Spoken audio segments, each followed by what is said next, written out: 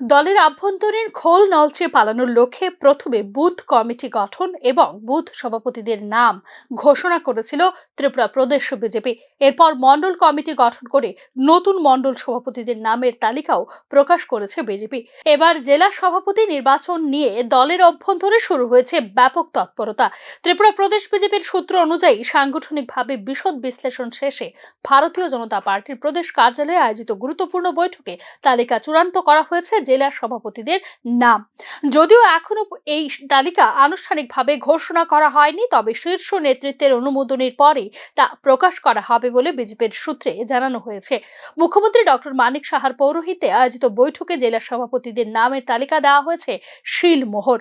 ত্রিপুরা প্রদেশ বিজেপির কোর কমিটির এই বৈঠকে উপস্থিত ছিলেন মুখ্যমন্ত্রী ডক্টর মানিক সাহা, প্রদেশ বিজেপির সভাপতি রাজীব ভট্টাচার্য, সংগঠন মহামন্ত্রী রবীন্দ্র রাজু, রাজ্য প্রভারী ডক্টর রাজদীপ রায়, প্রাক্তন মুখ্যমন্ত্রী ও সাংসদ এবং রাজ্য নির্বাচন ইনচার্জ সমরেন্দ্র চন্দ্র দেব।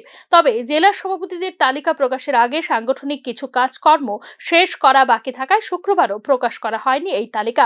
তবে শীঘ্রই এই তালিকা প্রকাশিত হবে বলে জানিয়েছে ত্রিপুরা প্রদেশ বিজেপি। ব্যুরো রিপোর্ট, নিউজ নাও।